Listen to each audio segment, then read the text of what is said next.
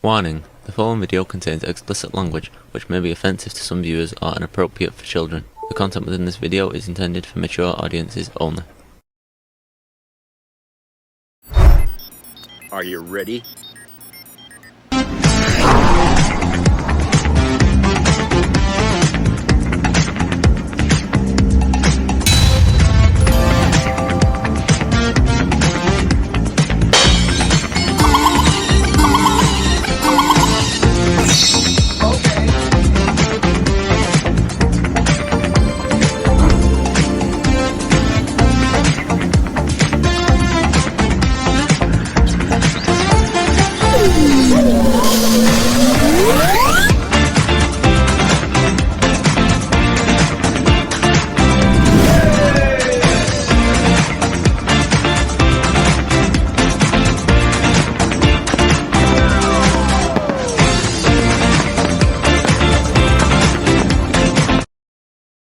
Hey everybody, it's Jeff.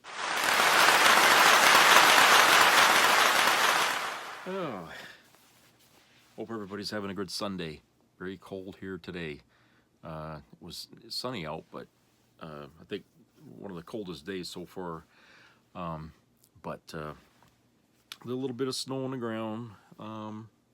We had a little bit of snowfall, so they're saying that we'll probably have a little bit of snow again for Christmas, so that'll be good. People are going to be wishing for that, and that'll be nice. So I got a couple of videos here I wanted to play, and the first one here is from iHip News, and they want to talk about the fiscal irresponsibility of Donald Trump and the dangers that he brings when he becomes president.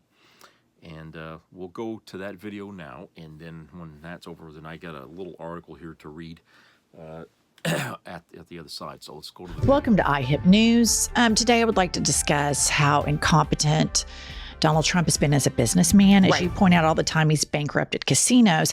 I think it's important to listen to Hakeem Jeffries when he talks about the nation's debt. This is very interesting, and I want to get your take. In our nation's 248-year history, 25% of our nation's debt was accumulated during the 4 years of the former president. 25%. How dare you lecture America about fiscal responsibility, ever? And then President Biden comes to office, gets big things done for the American people on infrastructure, on the CHIPS and Science Act, standing up a clean energy economy, rescuing America from a once-in-a-century pandemic, gets all of these big things done, partnering with House Democrats and Senate Democrats. And in the process, in his first 2 years, reduces the deficit by $1.7 trillion. And so we see a very clear pattern. The facts speak for themselves. Democrats are the party of getting things done and fiscal responsibility. Republicans are the party of massive tax cuts for the wealthy, the well-off, and the well-connected. Brilliant. Brilliant. Fact-based. Absolutely. Here's the problem with this clip. I had to dig to find it. Right. Because they flood the zone. The right-wing media echo chamber is out there now saying the Democrats killed the bill. And it's like, no, they didn't, you dipshits. Little Moses Mike, little teeny tiny Moses Mike, and the president-elect of the United States, Donald Trump, and Elon Musk, and his first lady, Donald Trump, they all killed the bill because they're all over there playing patty cake and who's the leader and all of this crazy stuff, doing unhinged cap locks tweet. This message, this is why we need young, progressive voices to go on a economic tour, something, name it the rebellion tour, and go to red states, go to blue states, go to rural towns and get Jeffries, Jasmine Crockett, Maxwell Frost, Eric Swalwell, get them out there in AOC and let them send this message, be on a 24/7 365-day campaign. Get a big bus, go around, send this message around the United States, get all of the left-wing content creators, independent news to clip these things up and make them go viral. I had to dig to find this. This should be top of the fold all the time, but it's not.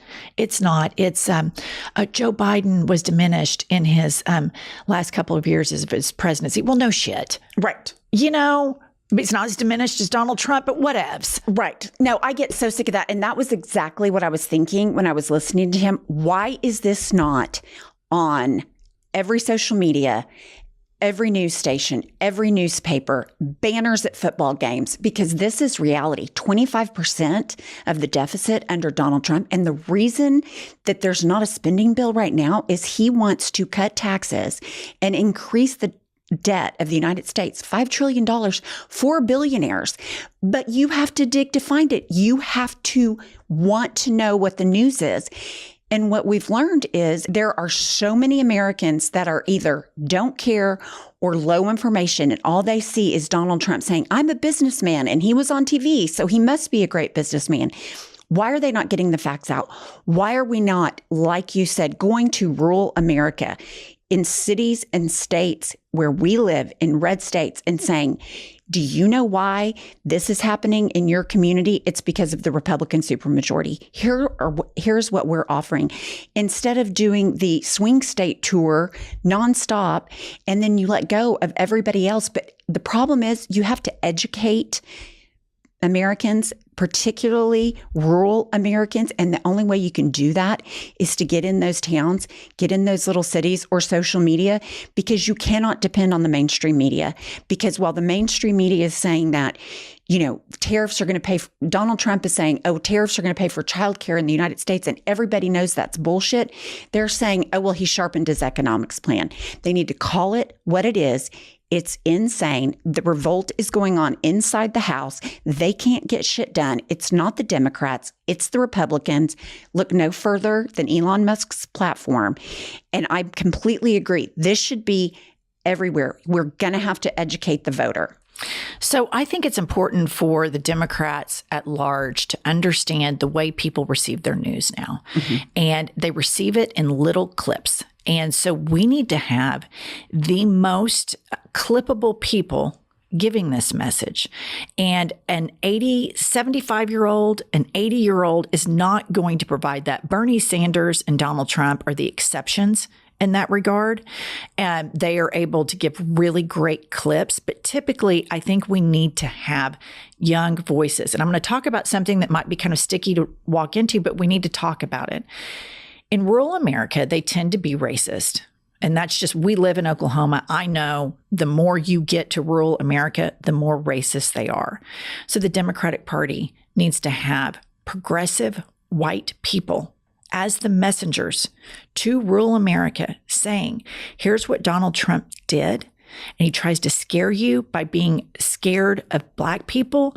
And now I want to introduce you to somebody who works with me, and start showing this connectedness, how we're all connected. Rural America, you're really connected to people of color. Rural America, you're actually connected to people that could be gay. Because believe it or not, a lot of gay people are born to redneck parents in rural America. And so we need to figure out the messaging portion of this. And you have to have dynamic, it factor style politicians that can deliver sound bites that are digestible, dynamic, and entertaining. Whether that's right, wrong, good, bad, or indifferent, that's where we are. Rolling out Maxine Waters 20 years ago, yes. Right now, no. Joe Biden right now, no. It doesn't work. You have to have people that have the it factor, that speak like that you can clip up. But a lot of America is very, very racist. So we're going to have, and we are the party where most members look like representatives of the United States, but we're going to have to start addressing the racism in rural America in a gingerly way. We can't just say, you guys are racist. They'll be like, well, goddamn right I am. Right. You know, I mean, Donald Trump said it was fine.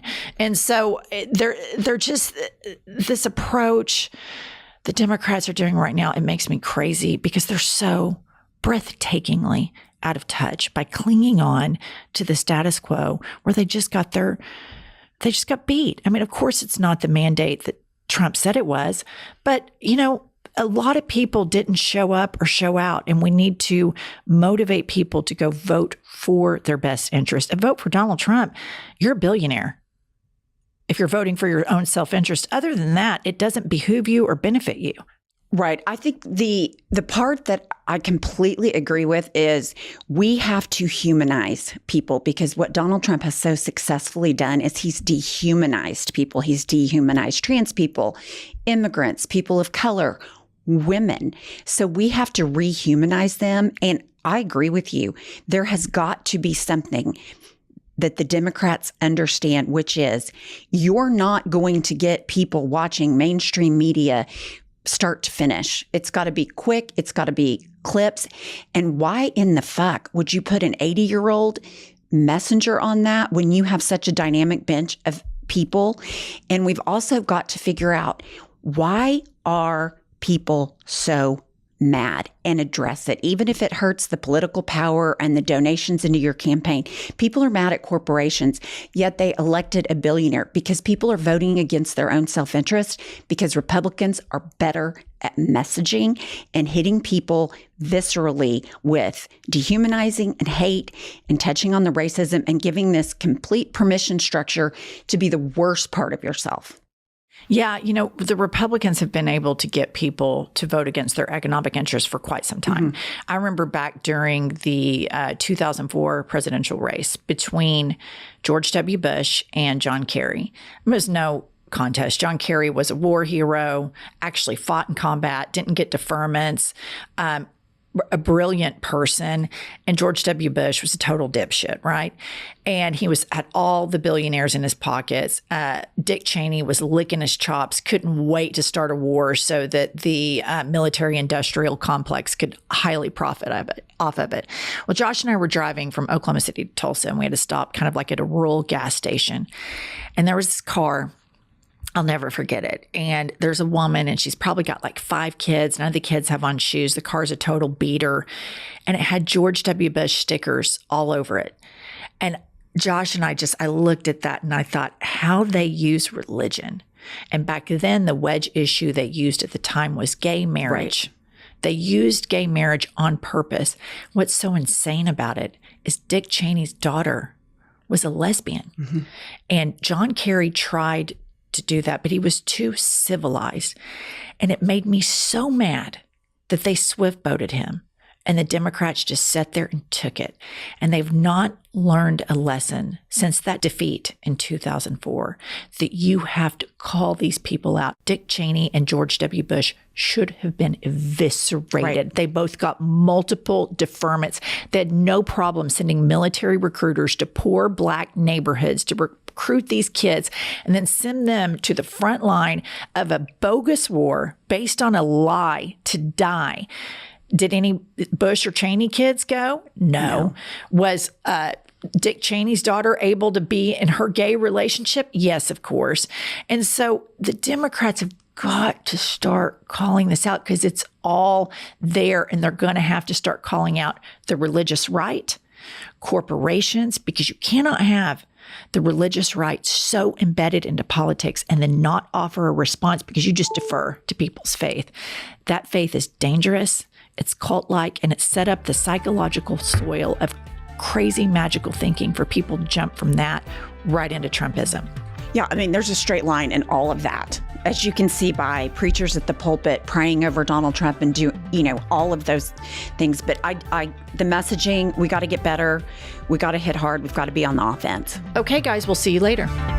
It's so entertaining to have. It baffles me how a guy who claims to be a businessman had so much bad luck with his businesses in his past. I mean, it's always been said that, everything he does, it gets ruined. I mean, everything he tries to do, it fails, So that's not a guy that you could proudly say, oh, he's a businessman. No, I mean, it's clear that he was doing things his whole life that really weren't meant for him to do. He's a guy who wasted all his life doing something that he had no talent for. And he's doing it again with this political streak he's got running through, he can't do that either. So, you know, what he's doing is hurting a lot of people by not understanding himself better. But that's, you know, psychological stuff a lot of people don't even want to hear. Anyway, I got this other article here I want to read to you. It's from the Economic Times. And let's see. Okay, it doesn't have a name who wrote it, but it's entitled President Musk. Stephen King slams Elon Musk's increasing influence over Donald Trump, says it's dangerous for Americans. With President-elect Donald Trump's second term set to begin on January 20, author Stephen King has expressed growing concern over the increasing influence of tech billionaire Elon Musk on the incoming administration, although Musk is constitutionally ineligible to run for president due to his foreign birth in Pretoria, South Africa.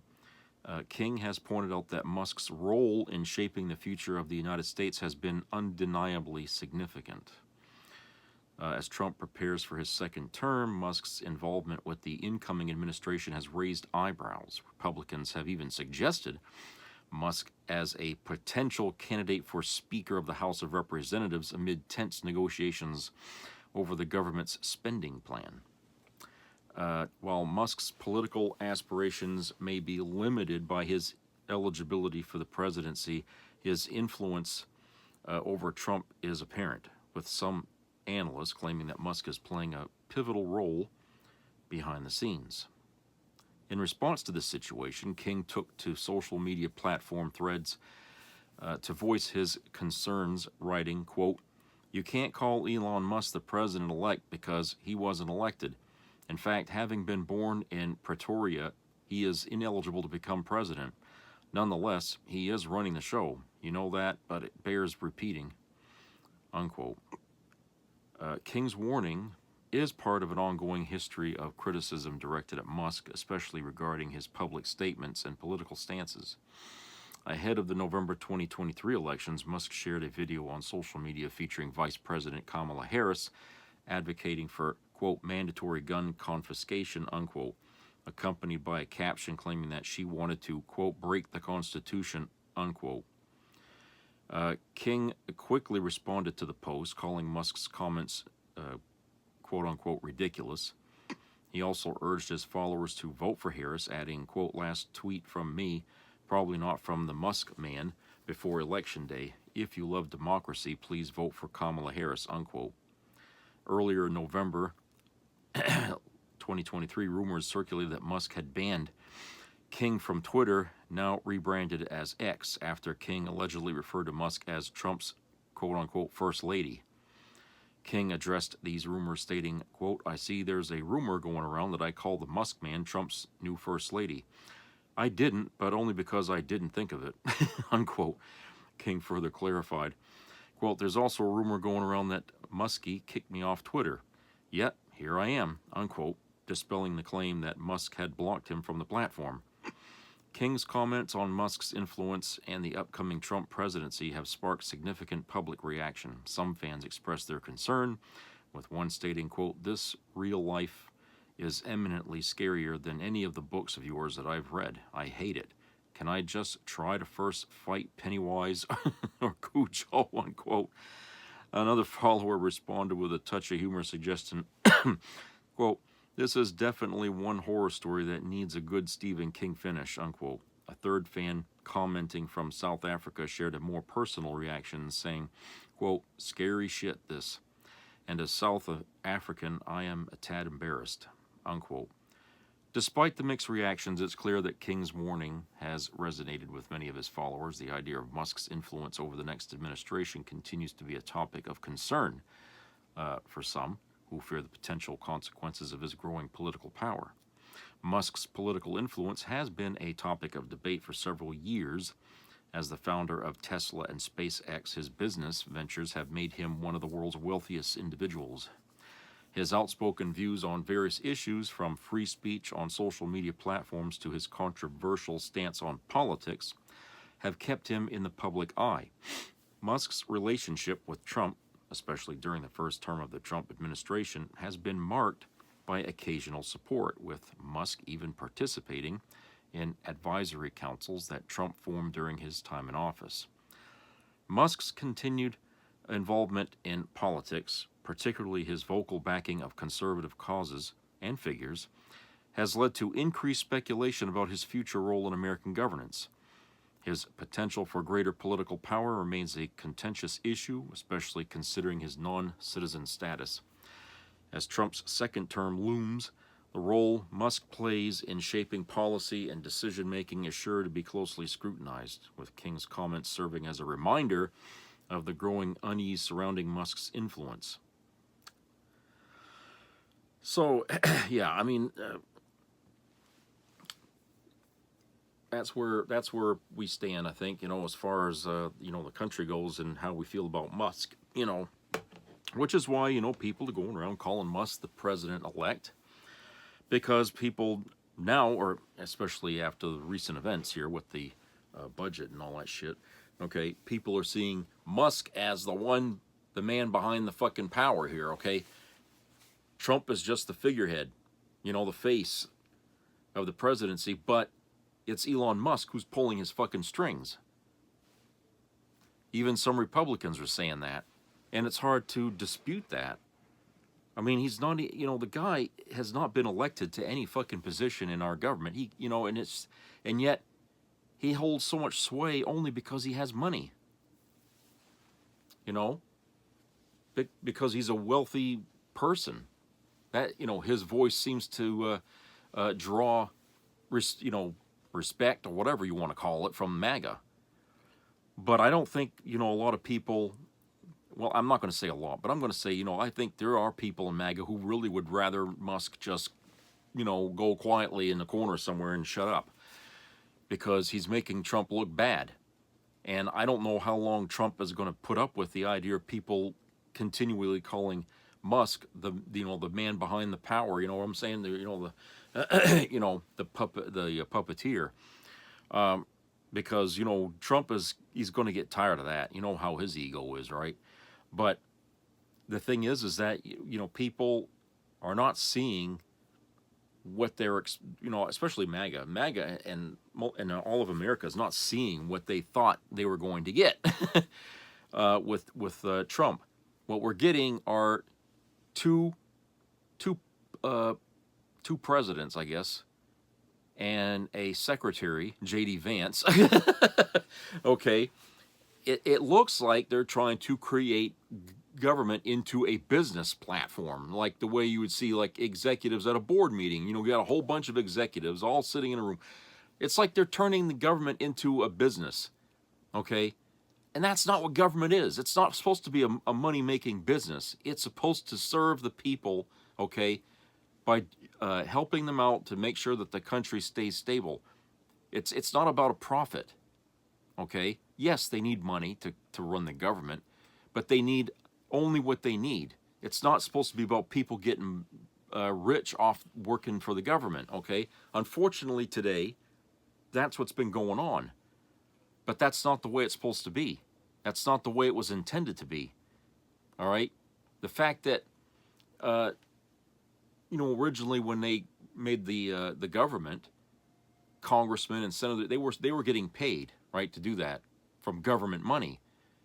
But now they're not only getting paid with government money, but they're also getting gifts and money and donations and all the, you know what I'm saying? So, we're having a government now that's turned into a mirror of Wall Street, for a lack of a better explanation here. And it's not right. We've let it go too far. We've let capitalism usurp the government. And you're going to play hell to get it back, to undo all of that. It really is going to be hell to do that. But the fact is that now we have a more symbolic representation of how bad things have gotten with capitalism in this country. Now we got two people running the country, and we're going to there in January, Musk and Trump, okay? One we voted in, okay? The other one we did not, but yet equally powerful. You can't allow that to go on. You can't. I mean, it's just not right. You know, it's not the way a country's supposed to be run like that, okay? But you see, this is what happens after decades of chipping away at protections between business and government in this country.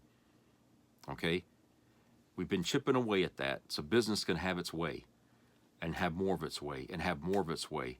And they've been buying up influence. They've been buying up assets in our government in order to facilitate that endeavor so they could make more money at the expense of the citizens. Okay? That's what they've been up to all this fucking time. We've been saying this for many decades, that this is where we were going. Okay? People like Bernie Sanders were saying this way, way back, and even back in the 80s. They were telling us, warning us about this. They saw the signs.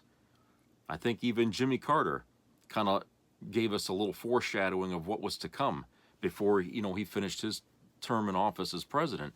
He told us, he tried to warn us, there are elements out there, you know, that are all about the profit, and they are making tons of money off of government and everything else. I mean, that, you know, it's a growing problem because they're influencing the politicians. He warned us about that, but everybody's like, oh, you know, fuck him and his, you know, that when people don't listen and they think they know better, okay, that's when problems happen.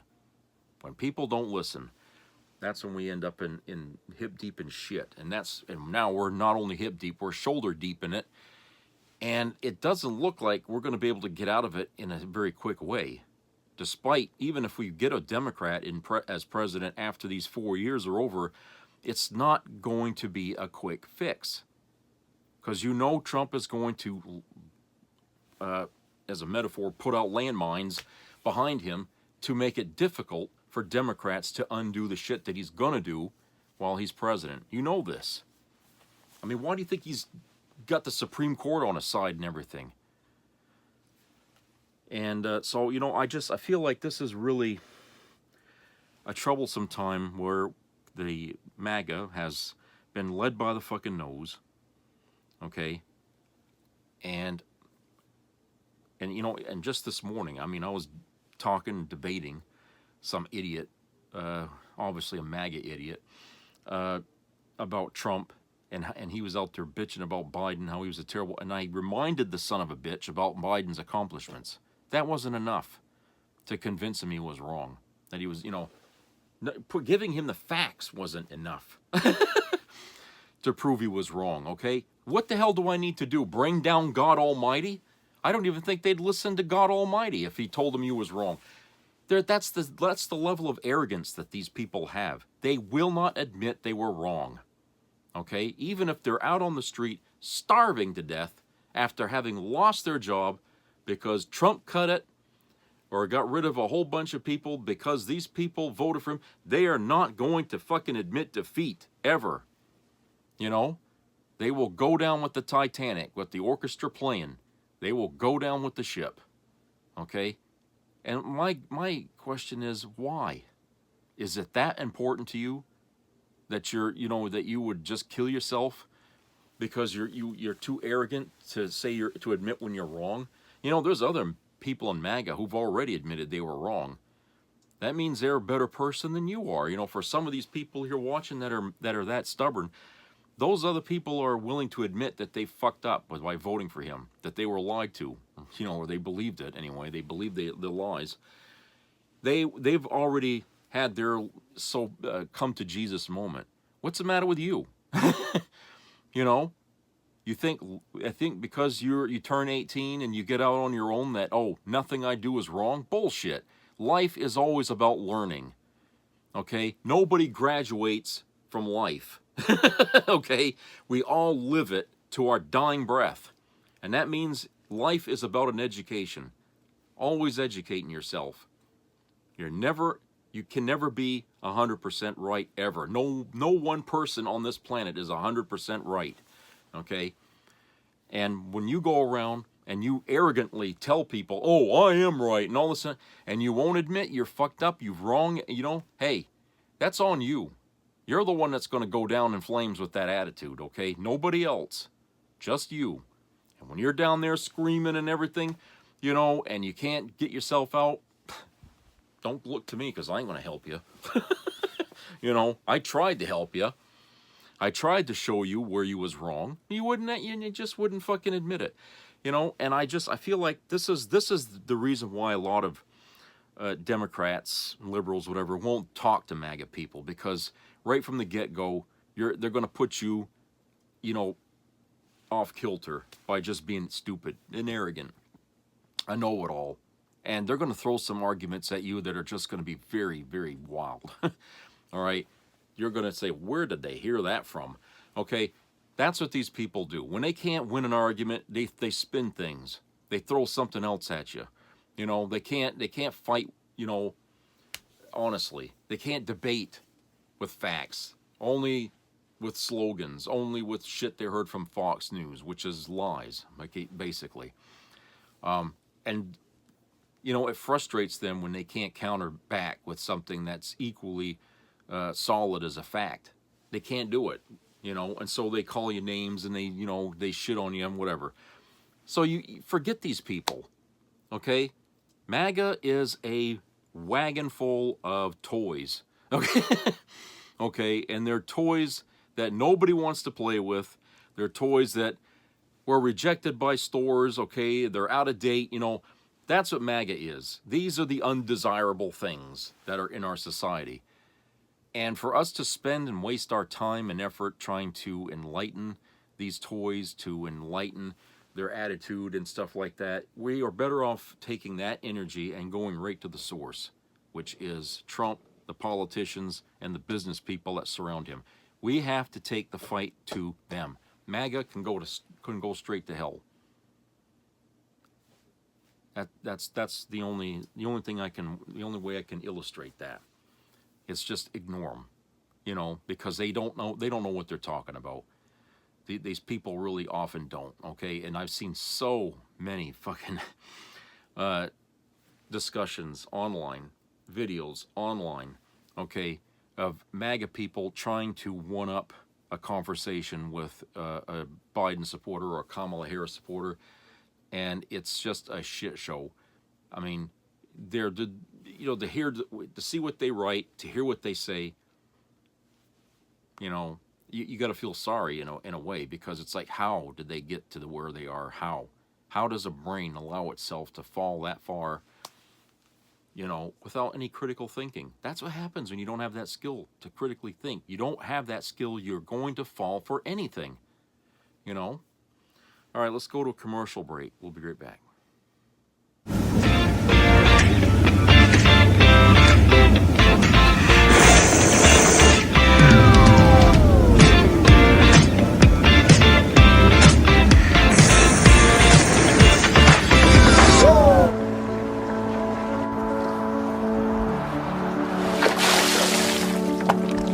This is me. This is me.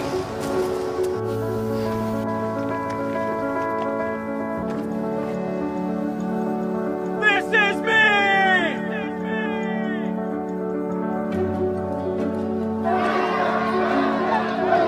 This is me. I'm Alex Curtis. I'm a lobsterman in Maine, and this is me. I'm Ruth McLaughlin, and this is me. I'm Eric Hopkins. I'm an artist, and this is me. This is me. Me. This is me. This is me. This is me. At the end of the journey, the main thing is you, original.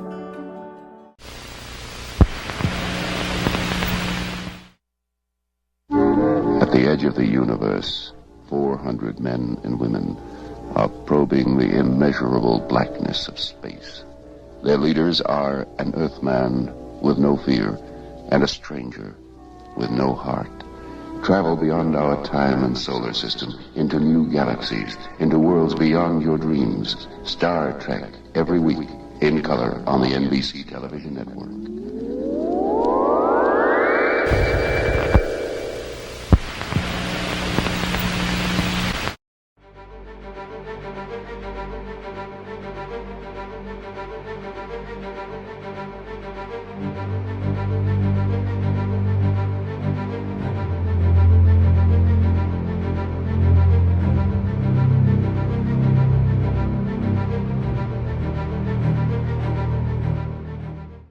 America's men and women in uniform need real leadership at the Pentagon. Character, courage, honor, experience. Those are what a real leader brings to the fight. Pete Hegseth isn't just unqualified to be Secretary of Defense. He's embarrassing, sick, struggles with alcohol, drunken rages in bars and strip clubs, fired from 2 veterans organizations for financial and personal misconduct. While at Fox, Hegseth paid off a woman after she reported he sexually assaulted her. Pete Hegseth's own mother calls him an abuser of women. These aren't the qualities of a leader. They're weaknesses for our enemies to exploit. Pete Hegseth isn't just unqualified. He isn't just unprepared. Pete Hegseth is downright dangerous for our troops. He's a risk America can't take.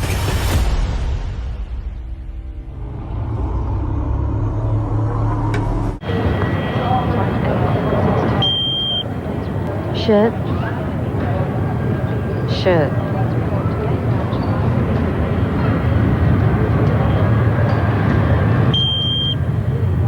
Pants, please.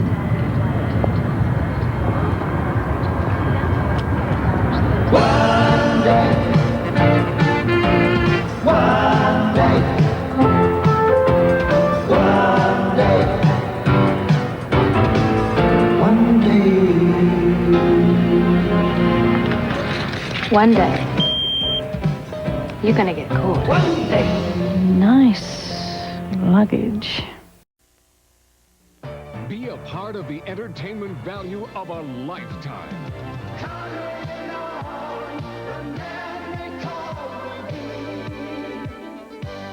I loved it.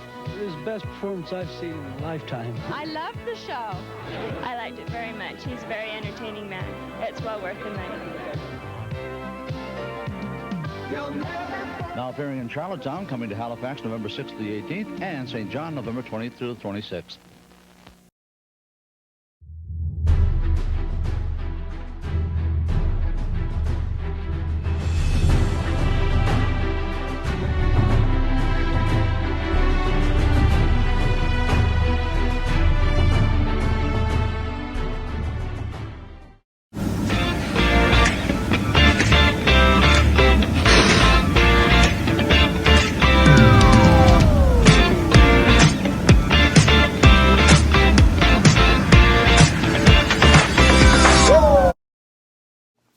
Welcome back, everybody.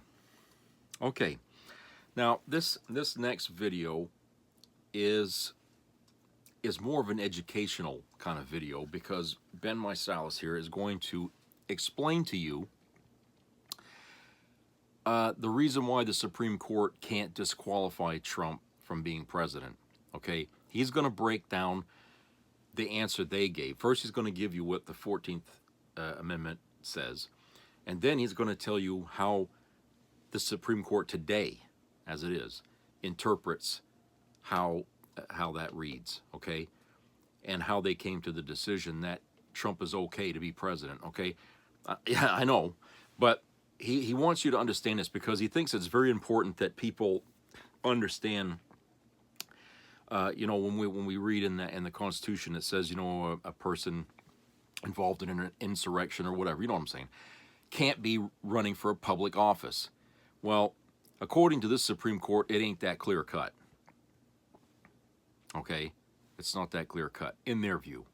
Just remember, the Supreme Court is dominated by the MAGA nuts because Trump appointed them there.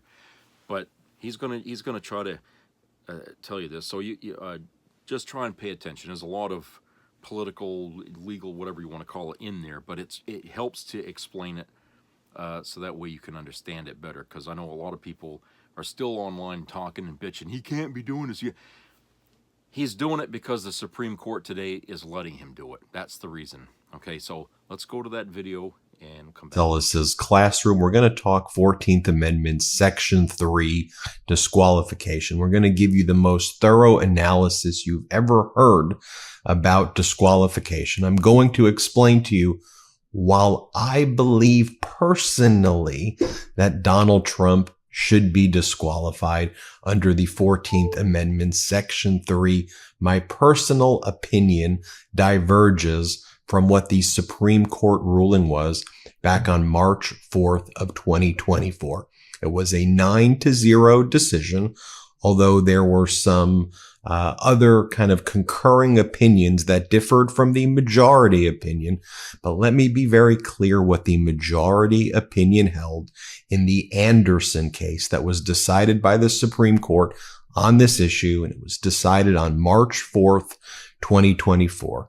It held that in order for there to be a disqualification of someone running for a federal office like the presidency, Congress has to pass a law that would require the disqualification. It takes an act of Congress under the 14th Amendment, Section 5. Now, again, I personally disagree with that interpretation. When you look at some of the concurring opinions which diverge from the majority opinion, even though they all agree that the Colorado ruling, which held that Donald Trump was disqualified, was invalid, and they overturned that, the concurring opinions said the majority opinion went too far in basically saying that Congress needed to pass legislation, but that simply is the law. Now, I'm not just going to do this by conjecture. We're going to go through the opinion together so we can resolve this issue once and for all. And again, let me make it very clear. My own personal view is Trump should be disqualified. My own personal view is that the Supreme Court got this wrong. But the Supreme Court, they decide, they interpret the United States Constitution. Their ruling is final here, and there's simply nothing else to do once the Supreme Court ruled. I would like there to be something else, but the Supreme Court said it requires legislation from Congress in order to disqualify Donald Trump. Now, the current composition of Congress is such that the Republicans control the House of Representatives, and they will be controlling the Senate as well. So how are you going to convince a Republican-led Senate and a Republican-led House to pass legislation to disqualify Donald Trump? It simply, in my opinion, is not realistic. And I simply want to give you what my opinions are that are realistic. But let's not talk about opinions. Let's go through the order of the Supreme Court. Let's go through the text of the 14th Amendment first, okay? So 14th Amendment, Section 3, let's just read it out together, okay? It says, no person shall be a senator or representative in Congress or elector of president and vice president or hold any office, civil or military, under the United States or under any state who, having previously taken an oath as a member of Congress or as an officer of the United States, or as a member of any state legislature, or as an executive or judicial officer of any state, to support the Constitution of the United States, shall have engaged in insurrection or rebellion against the same, or given aid or comfort to the enemies thereof. But Congress may, by a vote of 2/3 of each house, remove such disability. Now, again, for me, this language is clear, and my opinion, though, is rejected by the Supreme Court. Now, as I read this, what it clearly says, at least to me, is that if you engage in an insurrection, the way Donald Trump did, he's someone who holds an office. It says any office at all. By engaging in an insurrection, my view is that this is self-executing, meaning you're an insurrectionist, and what it actually requires is a vote by Congress to say you are not an insurrectionist, to remove the disability. The disability being that you are an insurrectionist. That's what people mean when they say, is it self-executing, or does it require some sort of legislation, which would mean it's not self-executing? I believe it's self-executing. The Supreme Court ultimately disagreed with me, and I'll go and show you the Supreme Court ruling where they did disagree with me. But as I read it, remove such disability means the disability exists once you engage in an insurrection. Finally, the 14th Amendment, Section 5 says, the Congress shall have the power to enforce by appropriate legislation the provisions of this article. Now, for someone in federal office who engaged in insurrection, Congress needs to pass legislation. To me, this just means legislation can be passed to effectuate what's already being said in Section 3, which Section 5 should not contradict what's in Section 3. But again, the Supreme Court disagreed with me and said what Section 5 means, the only way you can disqualify Trump, again, according to the Supreme Court, is that Congress must pass legislation. And now ask yourself, how's Congress controlled by MAGA Mike Johnson in the House and controlled by MAGA Republicans in the Senate? How are they going to pass that legislation now? But again, don't just trust my opinion. Let's just go through the opinion. Now, this isn't the first time I've covered this. There are numerous videos where we've covered this on the Midas Touch Network before. A year ago, we had experts like Harry Litman. Harry Litman clerked for 2 Supreme Court justices. He was a top federal prosecutor in Pennsylvania. You don't get more experience than someone like Harry Litman, or equally experienced. We had Judge Ludwig. Judge Ludwig wrote the amicus brief, which aligns pretty closely with my view. And that view is this is self-executing. Trump's an insurrectionist. Trump should be inherently disqualified, and that states can have the right to remove Donald Trump's name from the ballot or just generally have him be disqualified from being in office at a federal level because he engaged in insurrection. Judge Ludwig thought it was simple also, but again, the Supreme Court disagreed with renowned retired federal Judge Ludwig and with me, but we've had Ludwig on multiple times to discuss this. So just how this case ultimately get to the Supreme Court, called Donald Trump v. Anderson, which we refer to as the Anderson case. Well, a group of petitioners, a group of people filed a lawsuit, and they filed these in various states. But the one in Colorado eventually got to the Colorado Supreme Court after an unfavorable ruling at the trial court level. And the Colorado Supreme Court, their top state Supreme Court, said that Donald Trump is disqualified, basically using my analysis.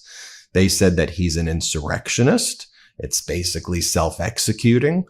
Therefore, Trump should not be on the ballot in Colorado. It's a very simple analysis. They had an evidentiary record, but they stayed their ruling, meaning they paused and stopped their ruling, so Donald Trump can go to the United States Supreme Court. Why the United States Supreme Court? Because that's the supreme law of the land.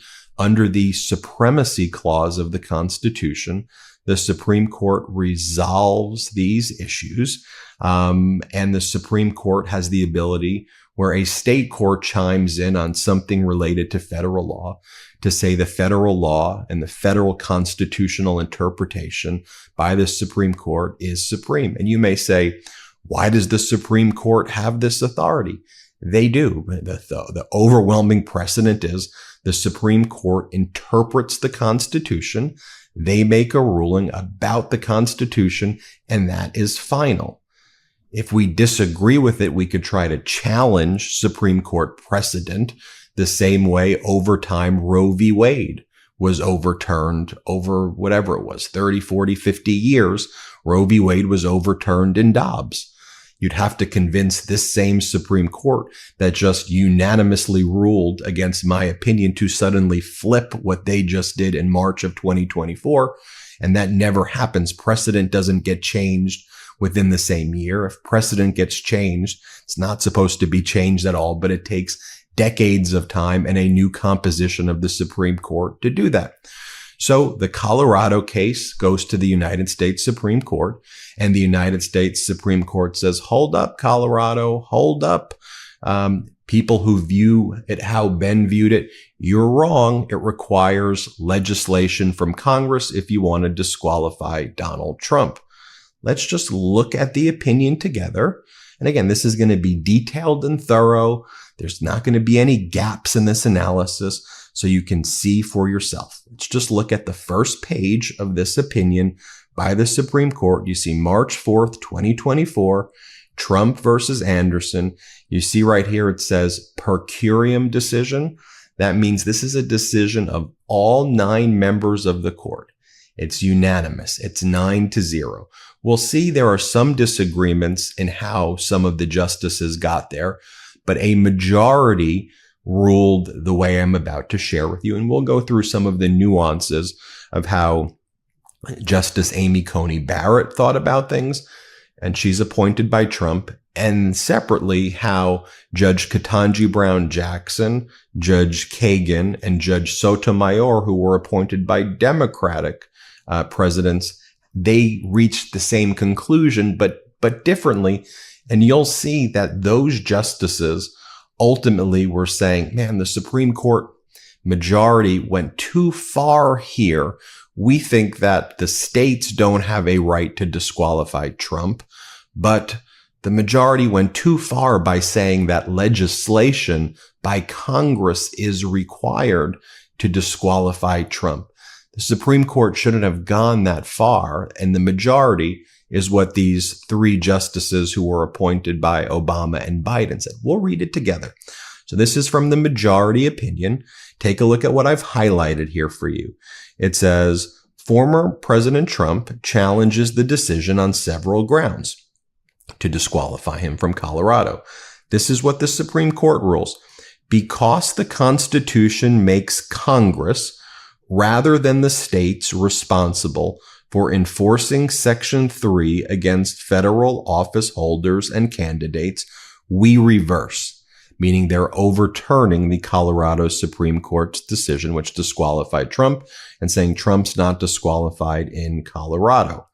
And then it goes on to say the following, that the Colorado court, Supreme Court, found that Congress see, I'm highlighting it here on page 3, that Congress need not pass implementing legislation for disqualification under Section 3 to attach. That's what the Colorado Supreme Court held. And now the United States Supreme Court, which is above the Colorado Supreme Court on issues of federal law and constitutional interpretation, says Colorado got it wrong. Where do they say that? Let's look at page 5 together. And again, this is the law of the land. This is the status of the law right now. The Constitution empowers Congress to prescribe how those determinations should be made. The relevant provision is Section 5 of the 14th Amendment, which enables Congress, subject, of course, to judicial review, to pass appropriate legislation to enforce the 14th Amendment, or as Senator Howard put it at the time the amendment was framed, when the 14th Amendment Section 5 was created. Section 5, quote, casts upon Congress the responsibility of seeing to it for the future that all the sections of the amendment are carried out in good faith. Then it goes on to say on page 6, this case raises the question whether the states, in addition to Congress, may also enforce Section 3 of the 14th Amendment. Remember, I read you what Section 3 said? We conclude that states may disqualify persons holding or attempting to hold state office, not federal office, state office, governors, state representatives, not federal. Then it goes on to say, but states have no power under the Constitution to enforce Section 3 with respect to federal offices, especially the presidency. Especially the presidency, states can't get involved. It goes on to say on page 7, the respondents nonetheless maintain that states may enforce Section 3 against candidates for federal office. But the text of the 14th Amendment on its face does not affirmatively delegate such a power to the states. The terms of the amendment speak only to enforcement by Congress, which enjoys power to enforce the amendment through legislation pursuant to Section 5. That's a key point. It's saying that the power to disqualify is in the hands of Congress, which enjoys the power to enforce Section 3 pursuant to Section 5, meaning the passage of legislation. It goes on to talk about on page 12, it says, the patchwork that would likely result from state enforcement would sever the direct link that the framers found so critical between the national government and the people of the United States. But in a presidential election, the impact of the votes cast in each state is affected by the votes cast, or in this case, the votes not allowed to be cast for the various candidates in other states. An evolving electoral map could dramatically change the behavior of voters, parties, and states across the country in different ways and at different times. The disruption would be all the more acute and could nullify the votes of millions and change the election result if Section 3 enforcement were attempted after the nation has voted. Nothing in the Constitution requires that we endure such chaos arriving at any time or different times up to and perhaps beyond the inauguration. Now, I think that is a critical line as well, because I've heard some people say, look, all the Supreme Court ruled is regarding whether or not a state can disqualify Donald Trump from being on a ballot. And the Supreme Court found that Donald Trump could not be disqualified from a ballot, that Trump's name had to go on the ballot.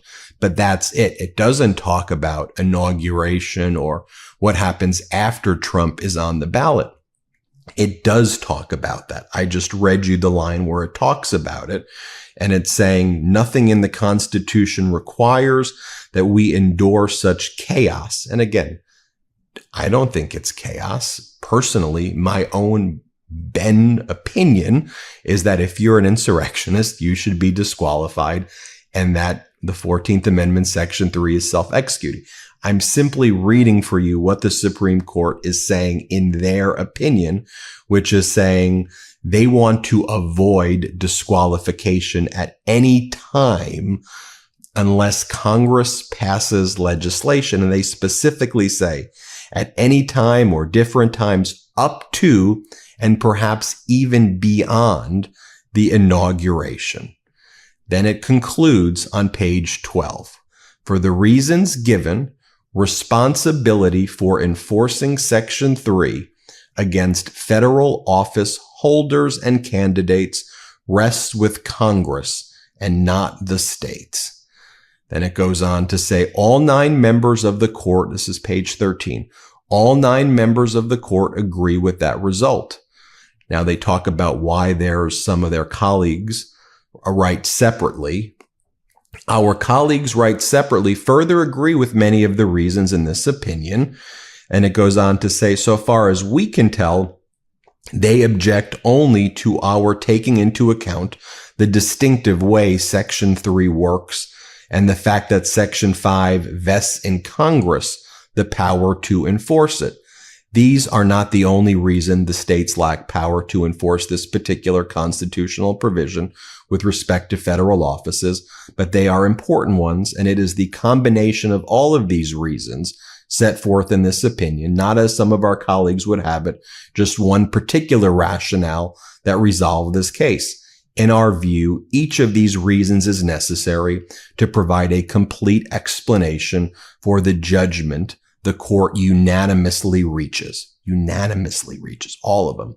The judgment of the Colorado Supreme Court is reversed. The mandate shall issue forthwith. So you see here, the majority, which that means that's what the law is when you get a majority, they're saying, look, we all agree Donald Trump should not be disqualified. And again, I view Trump should be disqualified, but all of the Supreme Court justices say Donald Trump should not be disqualified. it's hard to get the Supreme Court justices to agree 9-0 that the sky is blue. So the fact that they are unanimous in this, is a pretty drastic thing. But you have some of the Supreme Court justices who are not in the majority saying, whoa, whoa, whoa, you've gone way too far, majority, by saying that the only way you can disqualify Trump is through congressional legislation. Why are you even answering that question? You shouldn't ever go there. And the majority saying, we have to go there. We want to resolve this for good. We want to make it clear it's got to be legislation from Congress. And again, I disagree with that. I think it's self-executing.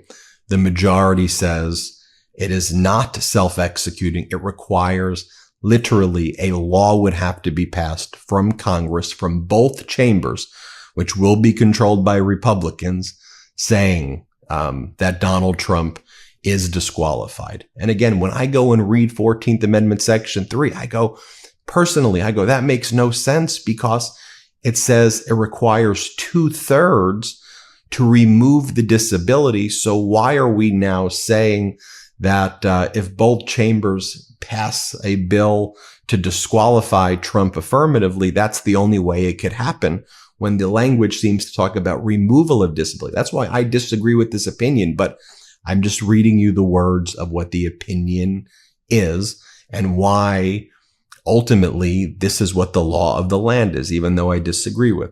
So now Justice Amy Coney Barrett, who was appointed by Donald Trump, what she's saying is, look, I join with the court's opinion.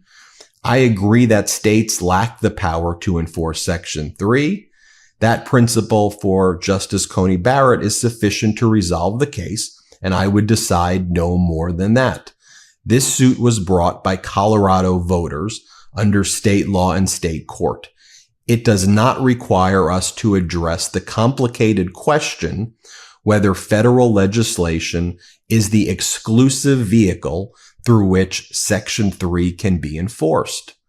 So you may actually find yourself agreeing with, of all people, Justice Amy Coney Barrett, but she's letting us know as well what it is that the law of the land is.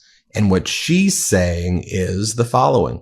Why did you, majority, go a step further and say that it requires federal legislation as the exclusive means to disqualify Trump? She's saying, I don't read it that way. By the way, I don't read it that way. But she's acknowledging that that's what the majority opinion is, that that's what the law is. So if you didn't believe my analysis, that's Justice Amy Coney Barrett's perspective of why she thought the majority went too far. And who's the majority? It's Roberts, it's Alito, it's Gorsuch, it's Clarence Thomas, and you have and it's Kavanaugh. It's those five right there. Now this is from Sotomayor, Kagan, and Jackson. While they believe that Trump is not disqualified as well, remember it's 9-0, they get there by a different methodology, and they're making it clear, somewhat similar to Amy Coney Barrett. Let's just go through it line by line. Allowing Colorado to disqualify Trump, we agree, would create a chaotic framework, a chaotic patchwork. But then these three justices appointed by Kagan and Sotomayor were appointed by Obama, Ketanji Brown Jackson by Biden. They go, yet the majority goes further. Even though all 9 members of the court agree that this independent and sufficient rationale resolves the case, the 5 justices go on. They decide novel constitutional questions to insulate this court and petitioner from future controversy. Can I read that again to you? The majority decides novel constitutional questions to insulate this court and petitioner from future controversy. Insulate from what's the future controversy?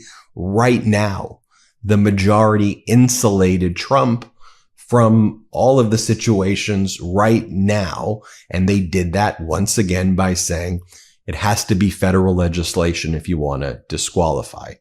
Although only an individual state's action is at issue here, the majority opines on which federal actors can enforce Section 3 and how they must do so. The majority announces that a disqualification for insurrection can occur only when Congress enacts a particular kind of legislation pursuant to Section 5 of the 14th Amendment. In doing so, the majority shuts the door on other potential means of federal enforcement. We cannot join an opinion that decides momentous and difficult issues unnecessarily, and we therefore concur only in the judgment, meaning we concur with the outcome that Trump should be not disqualified. However, we disagree with how they got there. And to be very clear, they're saying the majority, and this is what I'm saying because this is what the majority ruled, shuts the door. What does shuts the door mean? Shutting the door means there's so much that I would love to do here, and I'm sure that you would love to do here, but it's saying the majority has shut the door to any other approach other than this federal legislation. And that's why Ketanji Brown Jackson and Sotomayor and Kagan write separately, because of what the majority opinion did in shutting the door to any of these other arguments that you may be hearing out there. Look, that was a long analysis, but that's what the Supreme Court ruled. It has to be federal legislation. Now, again, you can go back and read the 14th Amendment, Section 3. You can say, Ben, it's self-executing. He's an insurrectionist. He can't take the oath because I agree. But the Supreme Court disagreed and said Congress has to pass legislation for that to be the case. Section 5 says that. You may go, but what's the point about them saying that 2/3 is required to remove the disability? I think that it was pretty clear, too, that the disability is the insurrect. That's what Judge Ludwig said, that the disability is the insurrection and that 2/3 of, is required to remove that. That's not what the Supreme Court ultimately held. And I went through it methodically with you right there, why it is the case. And ultimately, the Supreme Court interprets the Constitution. They're the final say on this. So that's the full analysis. I'm sure the full analysis leaves you upset. It leaves me upset.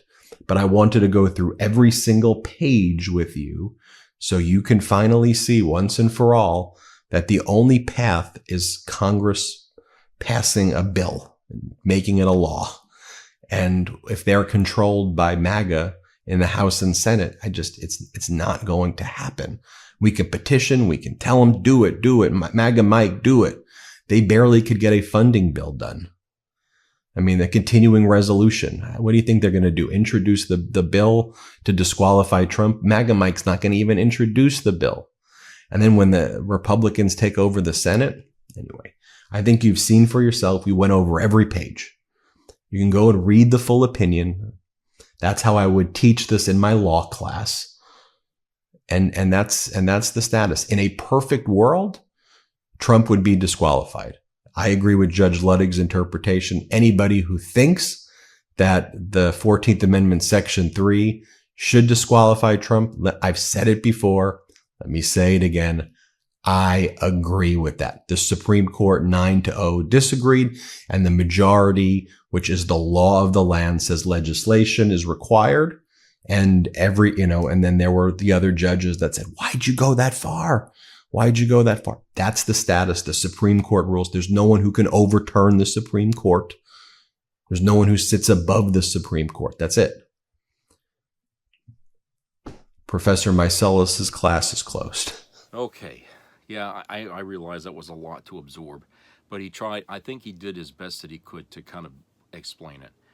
But I think it's very strange to have a law in the Constitution that cannot be implemented unless another law is created in Congress to back it up.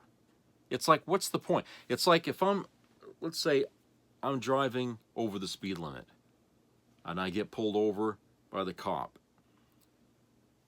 and he goes to write me a ticket and I say, stop, you can't do that, because Congress has to pass legislation that says that I broke the law that you're trying to enforce. Okay? You see what I'm saying? It's like, why does Congress have to get involved with something that's very apparent, okay? Why isn't it not just enacted? Because as I grew up, and learning, what little, stuff that was ever brought to high school, junior high level, whatever, it's set in stone about this thing about, these are the kind of people you don't want to have in your government. And if they've done this and they've done that, then that disqualifies them, okay? And the way today's Supreme Court took that, that amendment, and somehow managed to insert Congress into that as being part of the process of, backing up the amendment, which doesn't need a backing up. It's there. It's printed. It's been there for 248 fucking years of this country's existence. It's always been there. I mean, this is the first time in American history that I can, think of here, where we had the opportunity to implement that disqualification against someone who was running for public office. We had that opportunity here. Okay? And wouldn't you know it, Trump gets people elected to the Supreme Court or appointed to the Supreme Court, okay? And just as things were going to erupt to where he wouldn't, they're there, and they stopped it, okay?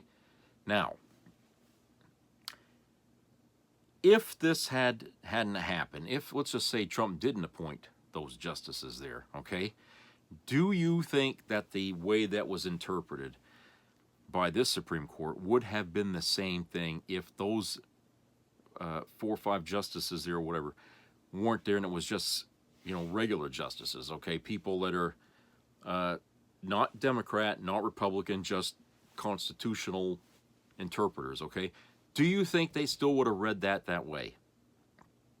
I don't think so, because a lot of people in the country don't agree with that interpretation that they handed down. There's a lot of people out there don't think that was right, that they gave too much power to Congress over this matter that wasn't needed to be there, okay? And I feel like, yeah, this is an incident where we have Supreme Court overreach, okay? They overinterpreted that too far, because there was nothing ever in there that said anything about Congress having to take steps in order to implement an amendment that's already it's in the rule books already, okay? I mean, it's like making a law for a law. It makes no sense. It's convoluted thinking, and that's what a lot of people are trying to understand, is how could that even be allowed? And because it's the Supreme Court, the highest court in the land, we don't have another court to go over and override that one. So we're stuck with this fucking interpretation. We're stuck with it. And, I feel like, what good is having a law if other people can change the interpretation of it? You see what I'm saying? I mean, I understand. I mean, I have said before that a law set in stone is not a just law, okay? But if it's a law, all right, and you're trying to help someone to skirt it, okay, well, that's just simply avoiding the law altogether. You're aiding and abetting a criminal by coming up with a convoluted interpretation of that law. It's like me arguing with using the analogy again of the cop who pulled me over. No, it didn't say that I was speeding. It just said speed limit. Okay, but it didn't say that I was speeding. It just You know what I'm saying? It's just, it's like you know, splitting hairs with the law. You know, being too technical for the sake of trying to cloud the issue. And I think that's what these justices were looking for, was a way to cloud the law. They didn't want to actually they didn't want to implement that rule in Trump's case. What they were trying to do was come up with some fancy legal dialogue or whatever, some wording, in order to circumvent the actual black and white point of that issue, of that amendment, okay? They were trying to find a way to dance around it, okay? And then, you know, and because they're the Supreme Court, they know that whatever they rule is going to be final, right? So it didn't have to be convincing, because they probably figured no matter what they say, no one's going to like it anyway. So we're just going to make it sound convincing. We're going to try to put some, you know, Congress in this, is sprinkle some legalese in there and something just to make it sound like that. But, you know, they couldn't convince everybody in the Supreme Court that was the right way. Like he said, there was other justices there, 3, that didn't agree with that interpretation. So, in other words, this decision was brought down across party lines. Those Republican members of the Supreme Court stuck together. The Democrat ones did not. Okay, they didn't side with it. But at the end, you know, that's what got passed down. And again, you see, that's what happens when your system of government's broken. The justice system's broken. The legislation's broken. The executive branch is going to be broken when Trump's in there. Okay, so the country as a whole, the government as a whole, is broken now. Okay, it is broken. And, you know, this is what happens when you kick the can down the road. But now that we've come to the point where we can't do any further kicking, we're going to have to find ways to fix these problems, and that means, you know, in whatever way we can challenge whatever things are done in government, we have to support the Democrats to get that support to be able to push through whatever bullshit Trump is trying to enact. All right, because the less he can accomplish, that means the less things we're going to have to fix when he's gone. All right, it really is. And if we let Elon Musk stay involved in our government the way he is, okay, that too isn't right. He has no elected standing in our government. He shouldn't even be there. He's just, it would be like me inserting myself into government, you know, and telling the president, you know, do this, do that. Who the fuck am I to do something like that? I don't care if I'm a trillionaire. I've got no fucking right to be in there meddling in government affairs. That's not my fucking job. Okay, I didn't run for votes to get that position. Okay, I didn't campaign for it. I wasn't elected into it. That's cheating, as far as I'm concerned. You're circumventing the whole process of being selected to be working in the government by doing what he's doing. Okay, he thinks because he's a friend of Trump that he could just tiptoe and hop into the fucking White House and sit at the Oval Office and do all these things. You know, no, you have no right to be there. That's not your office. You're not even a fucking American, Mr. Musk. Okay, and you know, you need to remember who you are, and remember that you're just essentially a guest in this country. Okay, you're not even a fucking citizen here. All right, and you might somehow finagle your way into the speakership, but I don't think the Republicans are going to like that. I don't think they're going to support you in there, to be honest. I don't think you've got as much support from MAGA as you think you do, because you're an outsider. You're not an American. And, you know, hey, if we're going to be exporting illegal immigrants in this country, you know, there's no reason why your name ain't going to be on the chopping block too. It's going to look really hypocritical if they okay him to be part of government somehow, and yet everybody else in this country who's illegally, you know, can't, you know what I'm saying? It's going to look really funny. And, you know, the last thing MAGA needs is more hypocrisy on their side, because, you know, right now they're just dripping with it.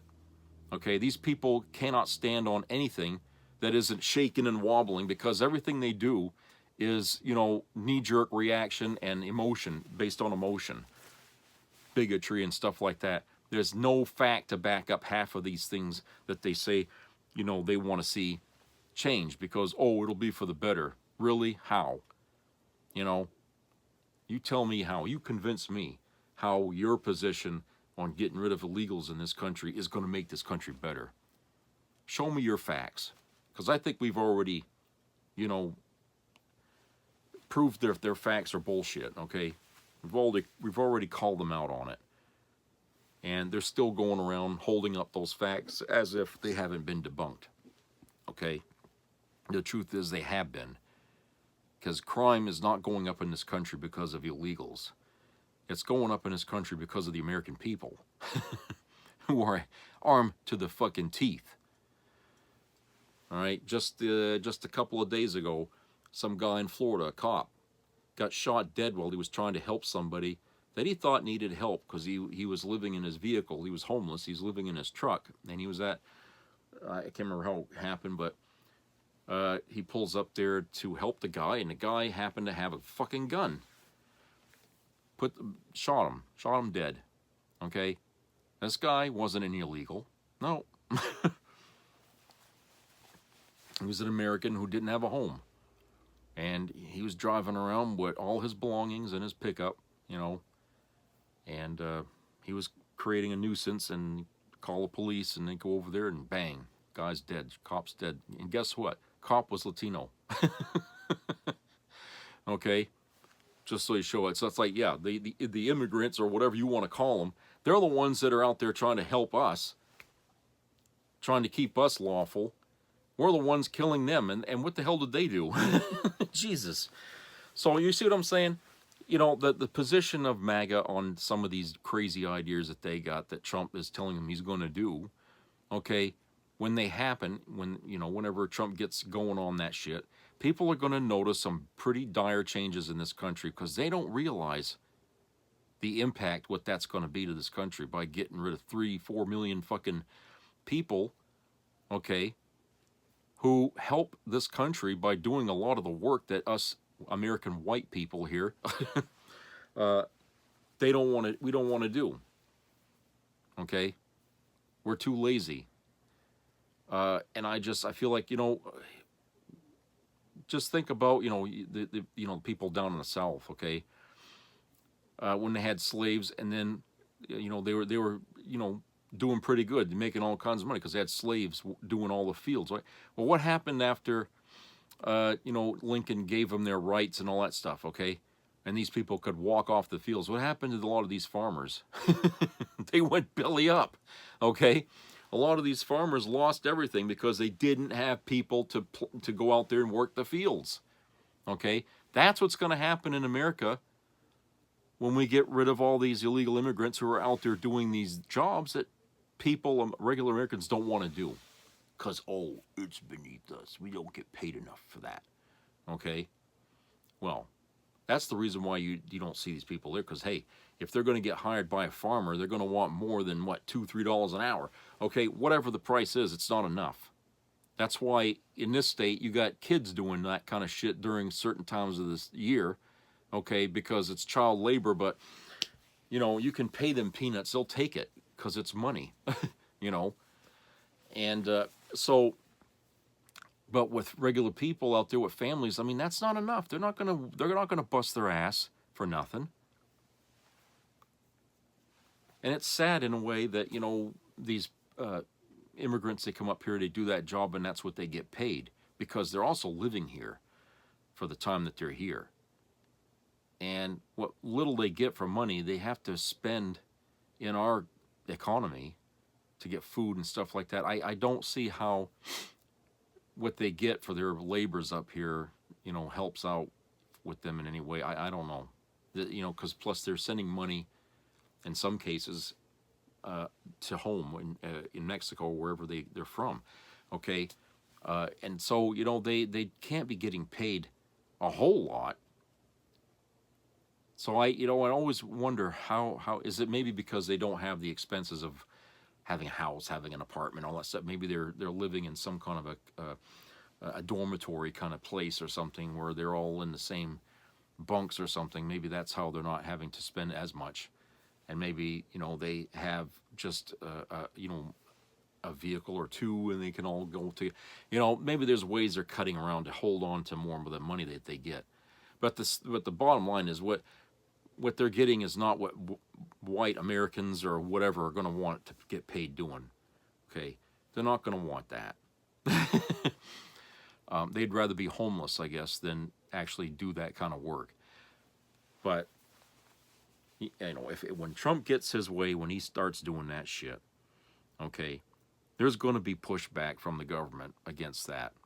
And I'm not talking about D.C., I'm talking about the states, the governors in the states, especially the blue ones, the blue states.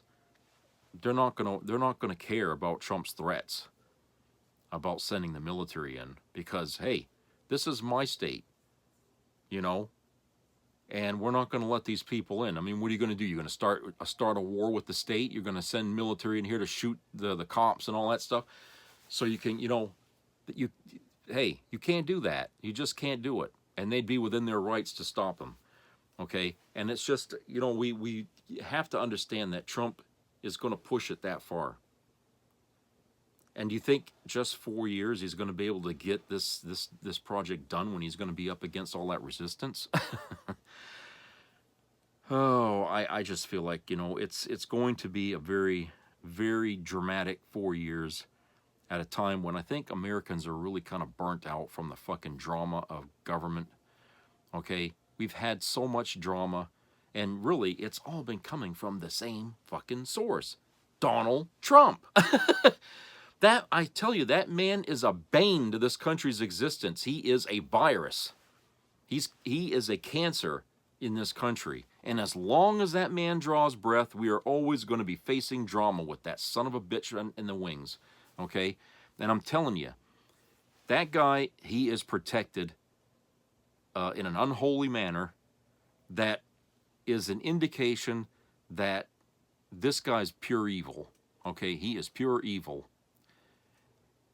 And when you have somebody like that, where the way of trying to stop him or to try to bring justice to this guy seems impossible, then that's a guy that has to be taken, you know, out of the game in whatever fucking way possible. You know what I'm saying? He cannot be allowed to continue to harm this country. I mean, look, let me put it like this. And maybe this will probably go for the women out there watching.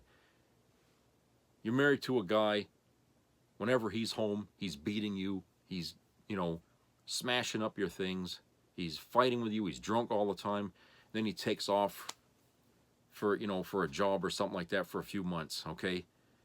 Now, you know when he comes back, he's going to do it all over again, okay? What are you going to do? Are you going to stay there waiting for him to come home so he can do that to you again?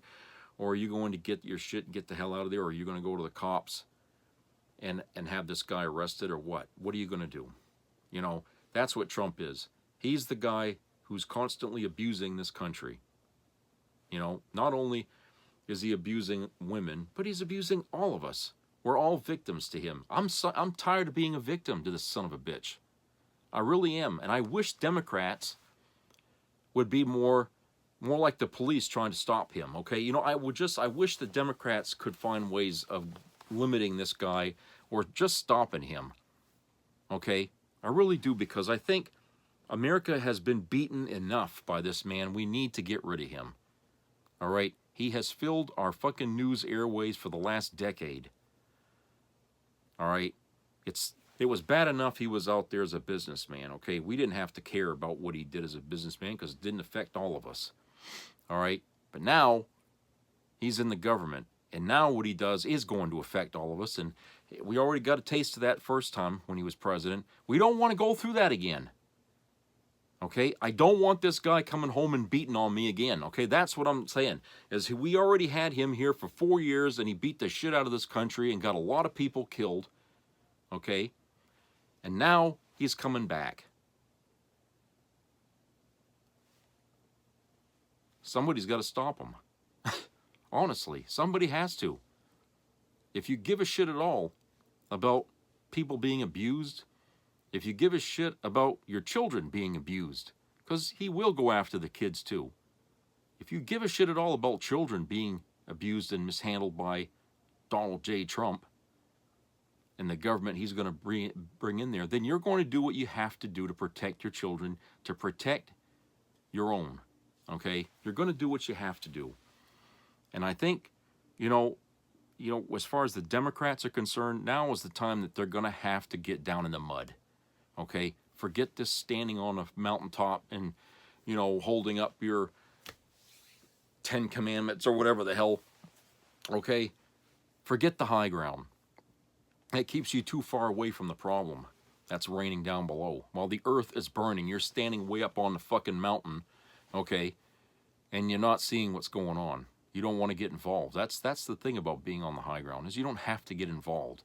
All you got to do is pretend that you have all the morality and all the ethics on your side.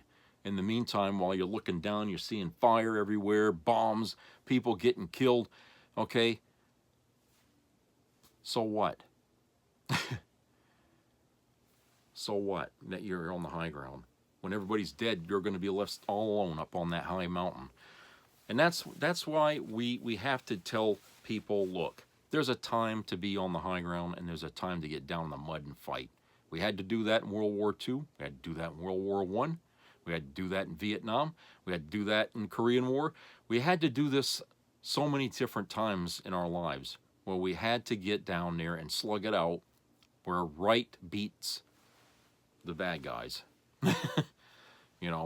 Good has to overcome evil, not by preaching the good news or the being on the ethical morality high. We get down there by facing our demons. Okay, we face our demons, we conquer our demons. That's how we survive. That's how we evolve. Okay, and if we don't, if we hide on the hill, it's just, that's how I feel about it. I really think, because I know a lot of people are out there saying, we don't want to get to be as bad as the Republicans are. No. We got to have, no, don't even start that debate with me, okay? I don't want to hear it.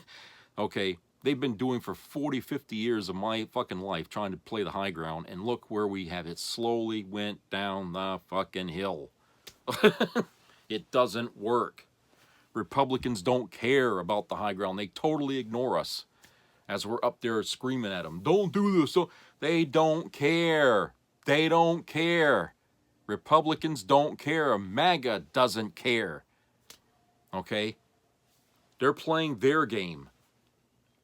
And all that matters to them is the fucking win. That is it. The win is all they want. Okay? When you're going up against people like that, logic doesn't work. Reason doesn't work, facts don't work. These things never work. All that works is, hey, we're going to win, and, fuck your ideas. That's it. We're going to win because we want all the power. We want all the power. We want everything. All right, so that's it for today. I hope everybody has a great upcoming week, and, of course, we're coming to Christmas, so hope everybody's getting ready for that. So subscribe, comment, and share, and keep your ears open for health-related matters. And if you'll be traveling to get to your families or something, travel with care, and watch each other out there, because it's going to be thick with cars and whatever. And people, if you want to risk going through airports, always plan for delays. That's what I learned in my years in the military, is there's always going to be delays. Even in good weather, there's delays, okay? All right, always have food around or something like that. Have money to get food in the terminals or whatever, you know what I'm saying. Have some patience, get some, whatever it takes to calm your nerves. Have that on hand, because you will need it, okay? You will need it. And just good luck out there. For all you people out there traveling around, good luck. All right, so take care, everybody. I'll talk to you later.